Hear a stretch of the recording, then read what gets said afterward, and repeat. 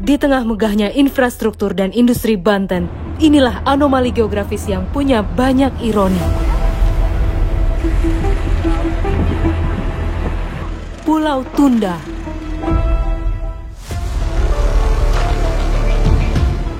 Di saat saudaranya di bentang Pulau Jawa menikmati gemerlapnya lampu, pulau kecil ini hanya mendapatkan 12 jam listrik tiap harinya.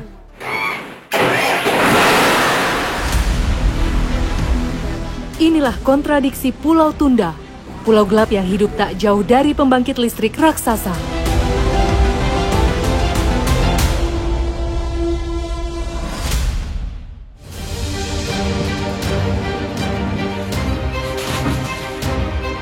Perjalanan kami dimulai di Pelabuhan Karangantu, Kecamatan Serang, Banten.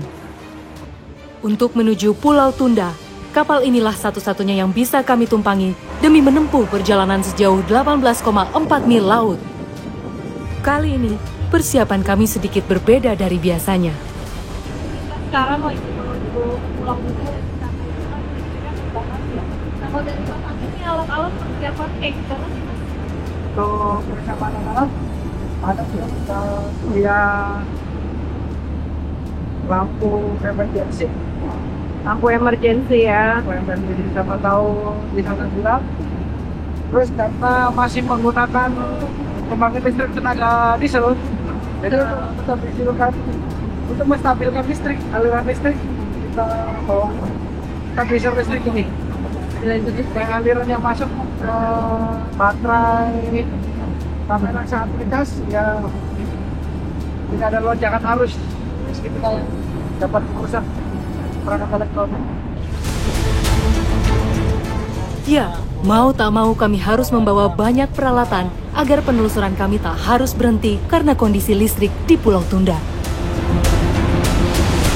Kapal penyeberangan Karangantu menuju Pulau Tunda sendiri beroperasi 3 kali dalam seminggu dengan tarif Rp50.000 per orang.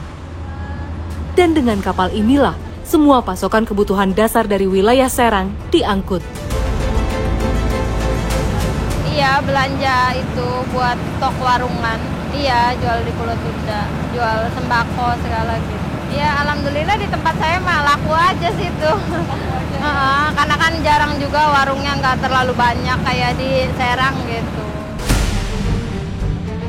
Untuk mengakali tarif yang tak murah, beberapa warga biasanya tak menyeberang ke Pulau Serang setiap minggu. Terkadang, mereka lebih sering menitipkan catatan barang yang harus dibeli kepada nahkoda untuk kemudian membayar saat barang tiba. Maklum, jadwal yang hanya 3 kali seminggu pun bukan tanpa alasan. Karena memang penduduknya sedikit, Mbak. Iya, kalau kayak Pulau Seribu kan penduduknya banyak, jadi kebutuhan orang itu kan banyak. Menjadi urat nadi logistik penghubung dengan daratan, wajar jika kapal ini dipenuhi barang dari sembako, buku, bahkan sampai motor. Tarif pengangkutan barang berkisar antara Rp20 hingga Rp50.000 tergantung besaran muatan. Akhirnya nih kami sampai juga di Pulau Tunda dan nanti saya akan melihat nih di siang hari ini kan mereka tidak ada listrik sama sekali ya. Nanti listriknya itu baru nyala jam 6 maghrib. Nah, seperti apa sih kondisinya nanti kita lihat.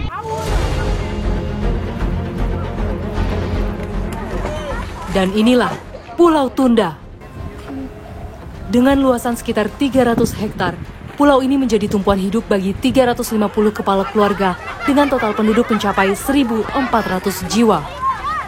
Sebagian besar masyarakatnya menjadi nelayan dan mengandalkan laut sebagai sumber penghasilan utama. Ini Ibu padahalnya baru beli barang ini semua dari kota Serang. Tadi juga naik kapal sama kita. Nyampe di Pulau Tunda langsung jualan nih Bu ya semua ya. Ini emang biasanya langsung ditungguin ibu-ibu gini, langsung diserbu ya? Oh gitu. Jadi udah denger info gitu kalau misalkan ibunya datang jualan gitu. Pada marahin ke sini. Kalau ngider lama. Oh, ada di sana belum sampai maghrib. Oh, kalau keliling-keliling nggak nyampe-nyampe. Oke, tiap Senin, Rabu, Sabtu.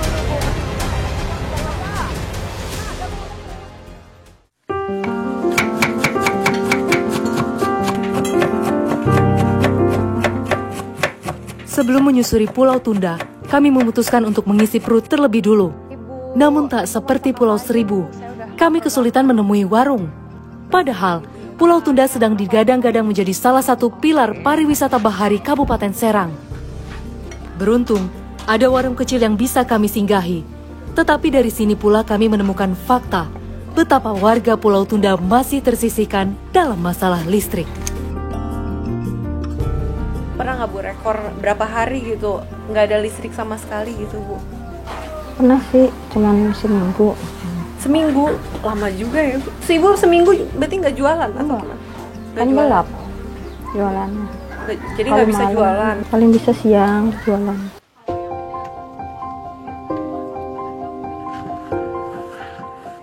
Mau tak mau, Eni harus kreatif memutar otak demi keberlangsungan usahanya. Menyimpan bahan makanan segar, Eni memanfaatkan fiber yang kemudian ditumpuk dengan es balok yang harus diganti berulang kali. Sebuah cara yang terbilang kuno dibanding kulkas, dan tentunya membutuhkan biaya tambahan. Sesuai habis aja. Sesuai habis. Kalau misalkan nggak habis gitu Bu gimana? Ya terpaksa dijemur Dijemur biar kering. Jadi ini gesek. Penasaran dengan sumber listrik di Pulau Tunda, kami memutuskan untuk mendatangi panel listrik tenaga diesel. Dari sinilah arus listrik untuk seluruh pulau berasal, menjadi penopang hidup warga selama 12 jam setiap harinya.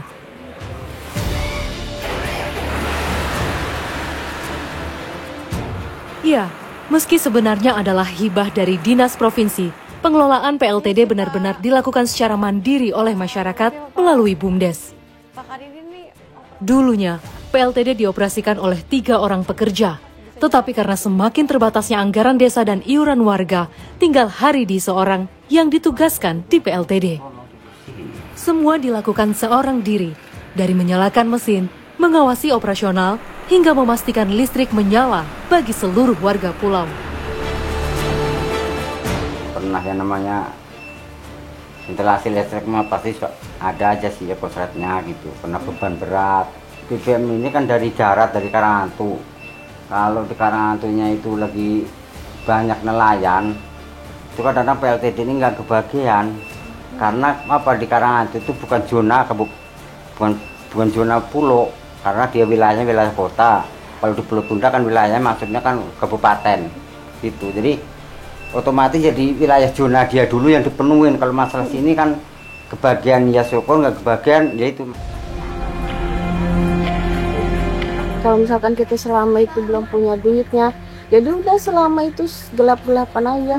Diparanin kan ke sini, dilihat dari kondisi buku kitanya, buku listriknya ya, ada sebulan langsung diparanin, diputusin listrik di sini ya.